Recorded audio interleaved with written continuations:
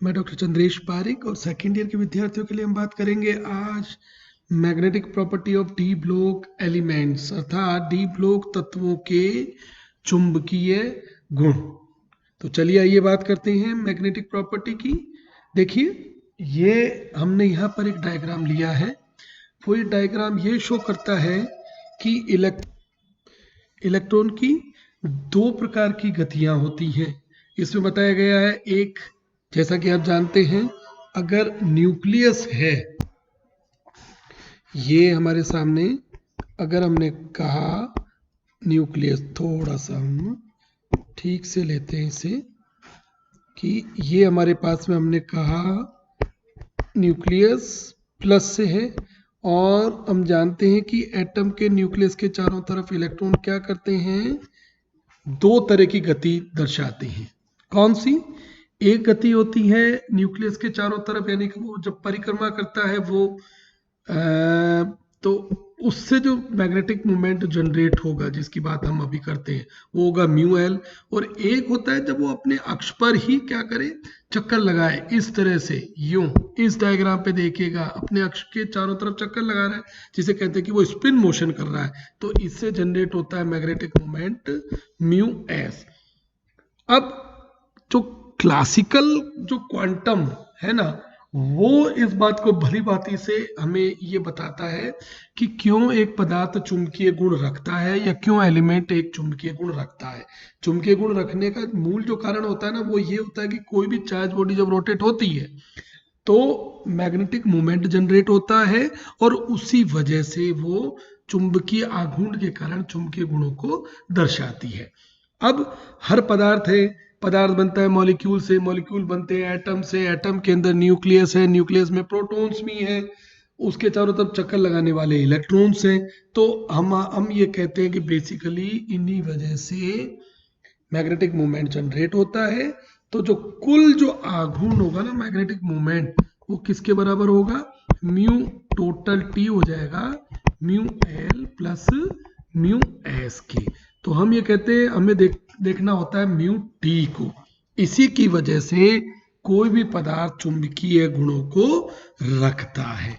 तो यहां पर हमने इस डायग्राम के द्वारा यही समझा है कि कब चुंबकीय पदार्थ गुण रखेगा और कब वो नहीं रखने वाला है, लेकिन दो गतियों से ही कुल चुंबकीय आघूर्ण उत्पन्न हुआ है।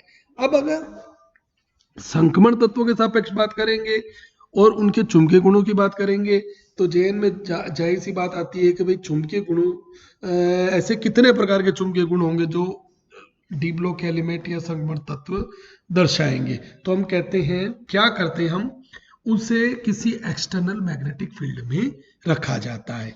यानी कि कोई भी एलिमेंट या कोई भी मॉलिक्यूल हो, अगर मैं ये जानना चाहता हूं कि वो किस तरह का, तो क्या करूंगा, उसे एक्सटर्नल मैग्नेटिक फील्ड में रखूंगा।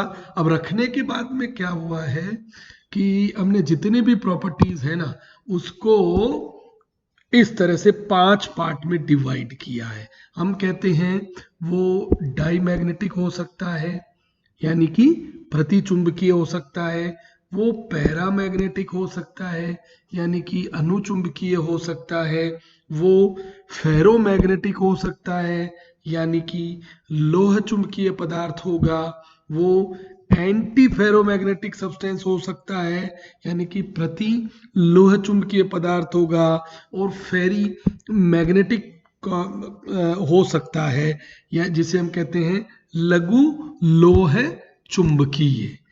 तो हमने क्या किया, इस बेस के ऊपर ये कहा है एक्सटर्नल मैग्नेटिक फील्ड में रखने के बाद में सब्सटेंस की 5 तरह की कैटेगरी निकलकर आती है। जब हम डी ब्लॉक के संदर्भ में बात करेंगे ना, तो हम सिर्फ वहां पर ये बात करेंगे कि कितने प्रकार के मैग्नेटिक प्रॉपर्टी को डी ब्लॉक के या संक्रमण तत्व रखते हैं। तो आइए बात करते हैं इन सब्सटेंस की। अब इनमें से भी हम कहते हैं मूलतः हमारा जो ध्यान होता है वो होता है डाई मैग्नेटिक नेचर की बात करना और पैरामैग्नेटिक नेचर की बात करना। फेरो, एंटी फेरो और फेरी मैग्नेटिक की बात हमारे सिलेबस में इस साल के लिए नहीं है। हम कदाचित ये बात अगली कक्षाओं में पढ़ेंगे और इनके डिफरेंस के बारे में जानेंगे। हमारा भी उद्देश्य यही है कि संगमर तत्व कितने तरह के चुंबकीय गुण रखता है।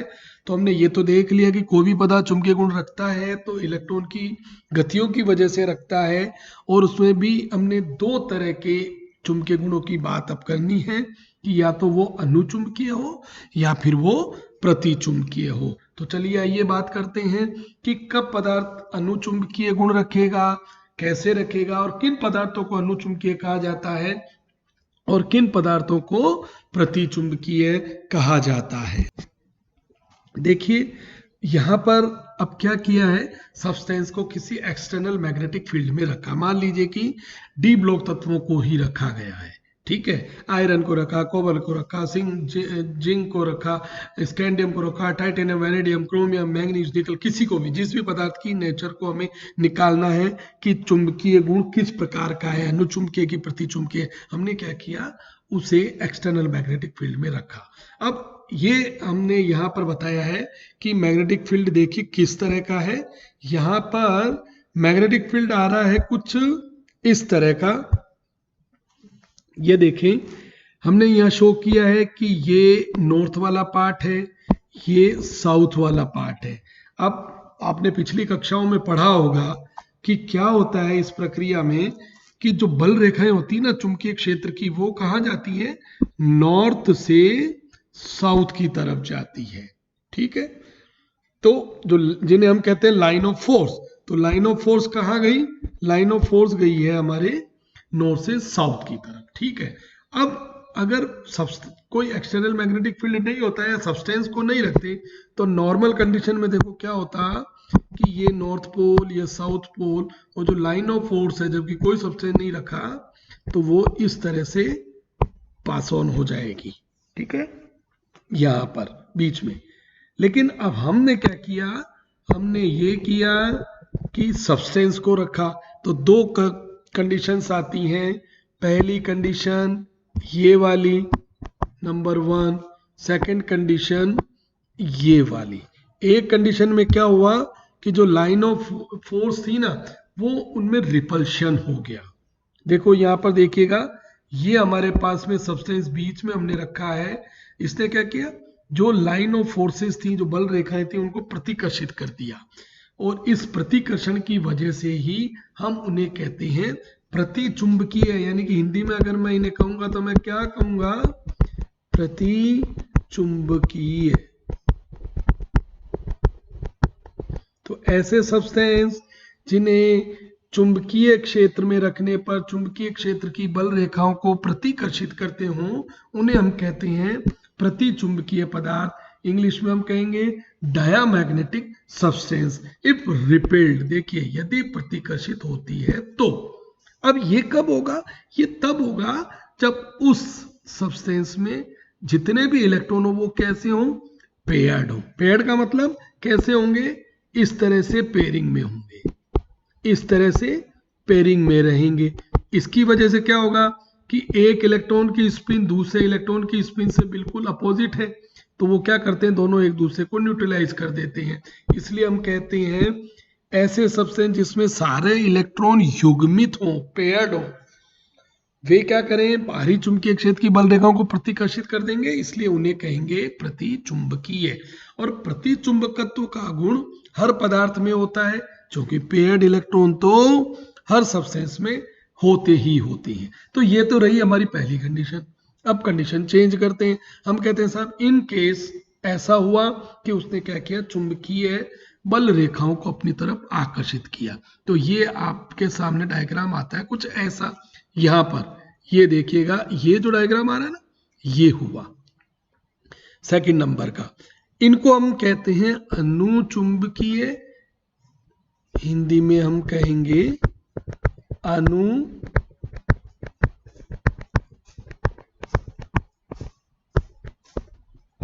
पदार्थ। तो ऐसे पदार्थ जिन्हें बाहरी चुंबकीय क्षेत्र में रखने पर चुंबकीय क्षेत्र की बल रेखाओं को आकर्षित करते हो, वे पदार्थ कहलाते हैं अनुचुंबकीय पदार्थ। तो एक्सटर्नल फील्ड में रखा। अब पैरामैग्नेटिज्म, इससे जो इस गुण को हम कहते हैं पैरामैग्नेटिज्म, अनुचुंबकत्व, ये कब होगा? जबकि उस सब्सटेंस के अंदर क्या हो? अनपेयर्ड इलेक्ट्रॉन हो, पेयर्ड नहीं हो। तो जब भी हमारे पास में अनपेयर्ड इलेक्ट्रॉन होंगे, वो सब्सटेंस हम कहेंगे अनुचुंबकत्व का प्रदर्शन करेगा। और अगर वो परमानेंट हो जाए तब उनको हम लोह चुंबकीय पदार्थ भी कहते हैं। तो 3 तरह की चुंबकीय प्रकृति को हम कहते हैं, पर्टिकुलरली डी ब्लॉक तत्व शो करते हैं। कौन कौन सी? एक तो हो गया प्रतिचुंबकीय या डायामैग्नेटिक, एक हुआ अनुचुंबकीय या पैरामैग्नेटिक, और तीसरा हुआ है लोह चुंबकीय। यानी कि हम क्या कहेंगे कि वे क्या करेंगे? वे ऐसे पदार्थ होते हैं जिन्हें चुंबकीय क्षेत्र में रखने पर चुंबकत्व तो दर्शाते हैं, लेकिन चुंबकीय क्षेत्र को हटाने पर भी वे चुंबकीय गुण को यथावत बनाए रखते हैं। उन्हें हम कहते हैं लो चुंबकीय। लेकिन हमें क्या करना है? हमें सिर्फ बात करनी है डायमैग्नेटिक और पैरामैग्नेटिक नेचर की। ठीक है, आइए, तो ये तो हमने जान लिया कि अलग अलग प्रकार की नेचर में से हमें प्रतिचुंबकीय और अनुचुंबकीय गुणों को निकालना है। ये तो हमने पता कर लिया कि कब पदार्थ प्रतिचुंबकीय होगा, कब अनुचुंबकीय होगा। अब वो कैसे होगा, तो पेयर और अनपेयर को ध्यान में रखते हैं, हम आगे चलते हैं। तो आगे चलने से पहले मैं एक फॉर्मूला आपको बताता हूं, जिसकी बात हमने सबसे पहले वाली शीट में यहाँ की थी। देखिए यहाँ हमने क्या कहा था? हमने कहा था कि म्यू टी टोटल किसके बराबर होता है? म्यू एल और म्यू एस की। ठीक है, ये बराबर हो जाता है टोटल, फॉर्मूले को मैं लिख रहा हूं 4s s plus 1 plus L plus 1। ठीक है, s वाला पार्ट म्यू s का है, l वाला पार्ट म्यू l का है। ये हमारे पास में होता है फॉर्मूला की यूनिट होती है बोर मैग्नेटोन। ठीक है, अब इस यूनिट यहां हम इस चीज को अगर ध्यान में रख के अगर बात करेंगे तो देखिए, थोड़ा सा मैं इसे क्लीन करता हूं। ये देखें आप, हमारे पास में 3 तरह के सब्सटेंस हो जाते हैं, 3 तरह के संगमर तत्व आएंगे। 3 सीरीज है ना हमारे पास में, एक होती है 3D सीरीज, एक होती है 4D और एक होती है 5D सीरीज। अब तीनों के चुंबकीय गुणों की बात अगर हम एक साथ करें तो सबसे पहले अगर 3D के लिए मैं बात करूंगा ना, तो 3D के लिए हम कहते हैं म्यू एल बराबर हो जाता है 0, यानी कि कक्षीय गति से उत्पन्न चुंबकीय आघूर्ण न्यूट्रलाइज हो जाएगा। तो जो फॉर्मूला बनता है वो टोटल हो जाता है म्यू एस की, और ये हो जाएगा under root 4s s plus 1 Bohr magneton. अब s बराबर होता है n/2, फॉर्मूले को रख के सॉल्व करेंगे तो देखो क्या बन जाएगा, under root n plus 1 Bohr magneton. इसे हम स्पिन ओनली फॉर्मूला भी कह रहे हैं, क्योंकि चुंबकीय आघूर्ण टोटल किसके लिए? इलेक्ट्रॉन की स्पिन मोशन से जनरेट हो रहा है। तो ये बात सिर्फ किसकी होगी? ये बात सिर्फ और सिर्फ होगी हमारे पास 3D संगमर श्रेणी के लिए। तो 3D संगमर श्रेणी के लिए हम कहेंगे फॉर्मूला क्या होगा? सिर्फ फॉर्मूले की ही बात करें तो फॉर्मूला हो जाएगा under root n plus 1 four magneton. 4D और 5D में अब म्यू एल 0 नहीं होता, हम कहते हैं mu l is not equal to 0। तो म्यू टोटल किसके बराबर होगा? वो हो जाएगा उसी के बराबर 4s s plus 1 plus L plus 1, यानी कि दोनों गतियों को ध्यान में रखना होगा। ये डिफरेंस है इनके चुंबकीय गुणों में। तो इस तरह से हम इन फॉर्मूलों को यूज में लेंगे और चुंबकीय आघूर्ण को निकालेंगे। जहां पर हम बात कर ले कि n क्या है, n हमारे सामने क्या होता है? n होता है अनपेयर्ड इलेक्ट्रॉन की संख्या या नंबर ऑफ अनपेयर्ड इलेक्ट्रॉन। अब नंबर ऑफ अनपेयर्ड इलेक्ट्रॉन हमेशा आपको निकालने हैं, तो इसको ध्यान में रखते हैं। बात करते हैं एग्जाम्पल के साथ में कि किस तरह हम इसे कैलकुलेट करेंगे। तो हम इसे अब एग्जांपल्स लेते हुए समझते हैं। देखिए आपके सामने हमने टेबल ली है, फॉर्मूला हमारे सामने है ये वाला, जहां पर n क्या है, नंबर ऑफ अनपेड। देखिए हमेशा आपको ये तो निकालना ही निकालना होगा। अब अगर नंबर ऑफ अनपेड इलेक्ट्रॉन निकाल लोगे ना, तो क्या करो, n की वैल्यू को इस म्यू में रख दे और कैलकुलेट कर लिए। जैसे फॉर एग्जांपल बात करते हैं हम Sc+3, यानी कि स्कैंडियम का कोई कंपाउंड हमने लिया जिसमें स्कैंडियम की ऑक्सीकरण अवस्था है +3। +3 का मतलब उसका कॉन्फ़िगरेशन कितना हुआ, 3d0। अब 3d0 का मतलब, अब स्कैंडियम का कॉन्फ़िगरेशन देखो कितना होता है, स्कैंडियम का होता है 3d1 4s2। तो स्कैंडियम +3 का कितना हुआ, 3 इलेक्ट्रॉन निकाल दे, 4s2 भी गया, ये भी गया, तो कितना आ गया, 3d का 0। अनपेड इलेक्ट्रॉन कितने हुए, 0। अनपेड इलेक्ट्रॉन n की वैल्यू 0 हुई, तो इसका मतलब उसका मैग्नेटिक मोमेंट म्यू कितना आ गया, यहाँ पर हम किसकी बात कर रहे हैं, म्यू की, ये 0 आ गया। अब मुझे बताएं, अगर म्यू की वैल्यू 0 है तो कंपाउंड कैसा हुआ। ऑब्वियसली हम कहते हैं कि कंपाउंड प्रतिचुंबकीय हुआ या अनुचुंबकीय, प्रतिचुंबकीय हुआ, जिसके लिए म्यू 0 मतलब वो प्रतिचुंबकीय होगा, डायामैग्नेटिक सब्सटेंस होगा। इसी तरह से बात करते हैं अपन सेकंड एग्जांपल की। हमने लिया है टाइटेनियम +3। ठीक है, तो सबसे पहले बात कीजिए कि साहब टाइटेनियम का इलेक्ट्रॉनिक कॉन्फ़िगरेशन कितना होता है। पहले तो टाइटेनियम का इलेक्ट्रॉनिक कॉन्फ़िगरेशन होता है 3d2 4s का 2, आउटर मोस्ट की बात कर रहे हैं हम। अब उसके बाद में +3 का मतलब ऑक्सीडेशन स्टेट कितनी है, +3, 3 इलेक्ट्रॉन निकाल लें। पहले सबसे बाहर से शुरू करें, ये 4s2 गया, इसमें से भी एक गया, तो बचा 3d1। तो अनपेड इलेक्ट्रॉन कितने आए हमारे पास में, 1। ये हमने कहा number of unpaired electron, that is 1।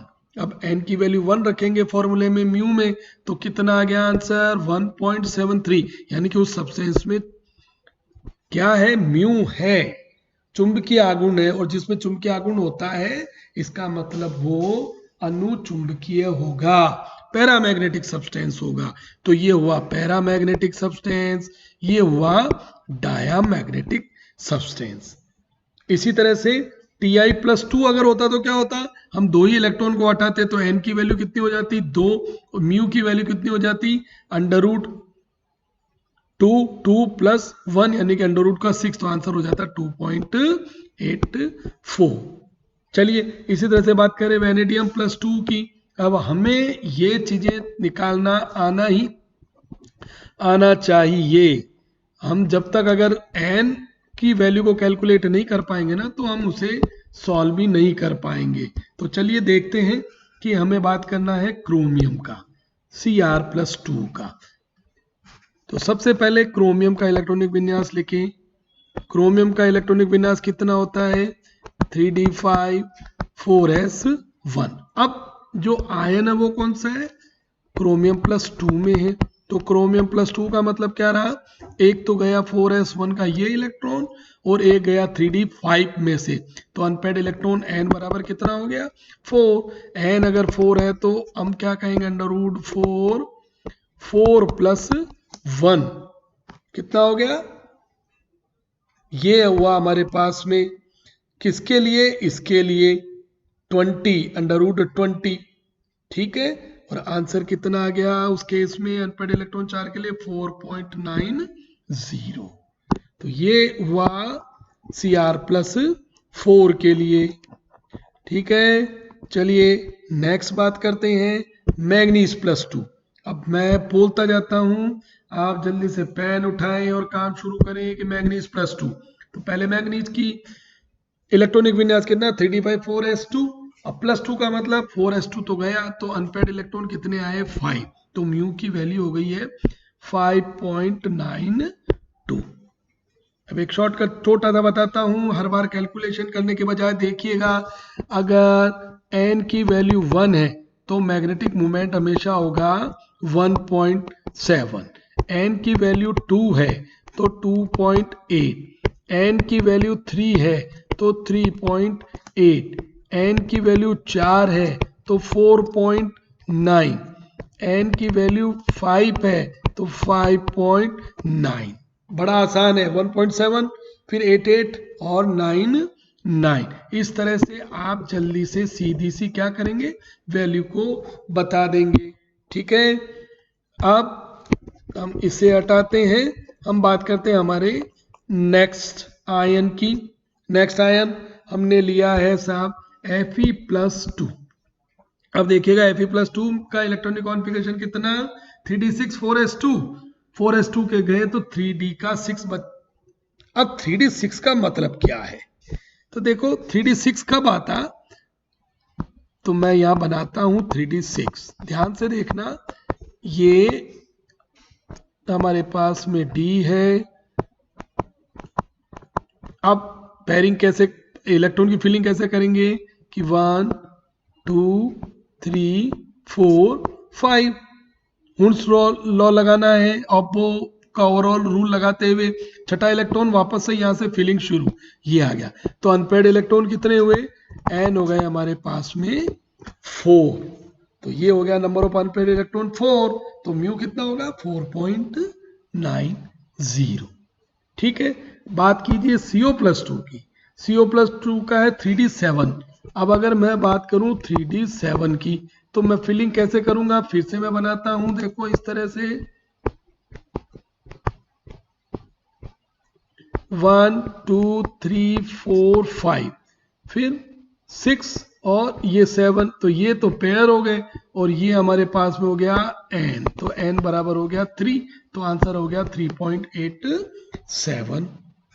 तो ये हमने किसके लिए निकाला है, CO+2 के लिए निकाला। यानी कि आपको इलेक्ट्रॉन की फिलिंग करते समय सावधानी बरतनी है, ऐसा नहीं कि सब एक साथ भर दें, ऐसा हम नहीं करेंगे। Ni+2, तो पहले निकल का इलेक्ट्रॉनिक कॉन्फ़िगरेशन के सब कितना है कि 3d8 4s2।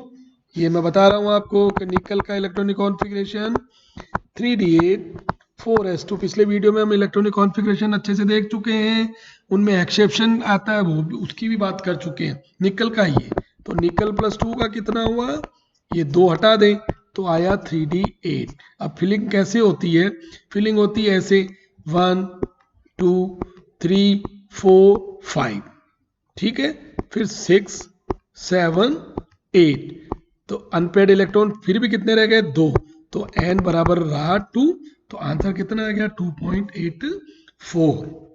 Cu+2 की बात करो तो हमें पता होना चाहिए साहब कि कॉपर का इलेक्ट्रॉनिक कॉन्फ़िगरेशन क्या होता है। कॉपर और क्रोमियम ये जितना अच्छे से याद कर सकते हो कर लें। कॉपर का कितना होता है, कॉपर का होता है 3d10 4s2। अब मैं Cu+2 की बात कर रहा हूं तो ये जाएगा, 1 की करता तो 1 हटा देता, 2 है तो ये दोनों गए, तो 3d10 हो गया।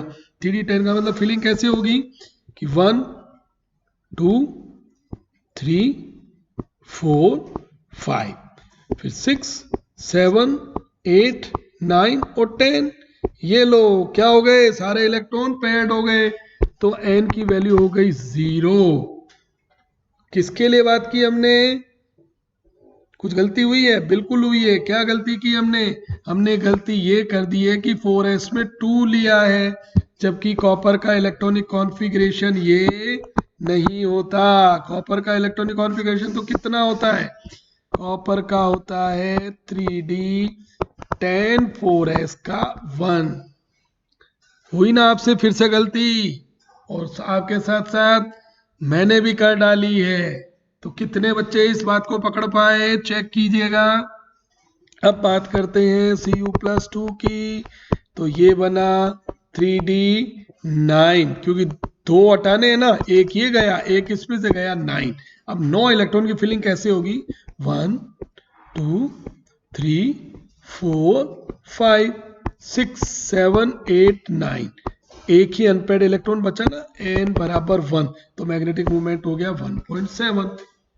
जिंक+2 की अगर बात करते, हमारा लास्ट एग्जाम्पल जिंक+2, ठीक है। तो सबसे पहले किसकी बात करेंगे हम बात करेंगे साहब जिंक की। जिंक का इलेक्ट्रॉनिक कॉन्फ़िगरेशन कितना, 3d10 4s2। अब अगर बात करते हैं जिंक+2 की, तो कितना हो जाएगा, ये 4s2 गया, 3d10 बचा, ये 3d10 आ गया। अब इसकी फिलिंग कैसे होगी? 1 2 3 4 5 6 7 8 9 10 सारे इलेक्ट्रॉन पेयर हो गए, n की वैल्यू आ गई 0। तो हम कहेंगे अगर n 0 तो म्यू की वैल्यू भी कितनी हो गई? 0। तो ये म्यू 0, इसका मतलब क्या? पहला एलिमेंट और हमारा आखिर वाला एलिमेंट यानी स्कैंडियम प्लस 3 और जिंक प्लस 2 तो क्या हो गए? प्रतिचुंबकीय हो गए। इनके लिए म्यू की वैल्यू 0। जिसमें कोई भी अनपेयर्ड इलेक्ट्रॉन नहीं होगा वो प्रतिचुंबकीय होंगे, और जिसमें अनपेयर्ड इलेक्ट्रॉन होते हैं वे अनुचुंबकीय होंगे। तो n की वैल्यू को कैलकुलेट करें, फॉर्मूले में रखें, और आप उसके बाद बता सकते हो कि वो कब अनुचुंबकीय होगा और कब प्रतिचुंबकीय है। तो उम्मीद करता हूं आपको यह वीडियो पसंद आया होगा। आप कॉपी और पेन लीजिएगा, सारे एलिमेंट को लिखना, उन्हें चुंबकीय अलग अलग तरह से अपनी तरफ से ऑक्सीडेशन स्टेट को लिखते हुए उनके मैग्नेटिक प्रॉपर्टी को जरूर से निकालिएगा। Thank you.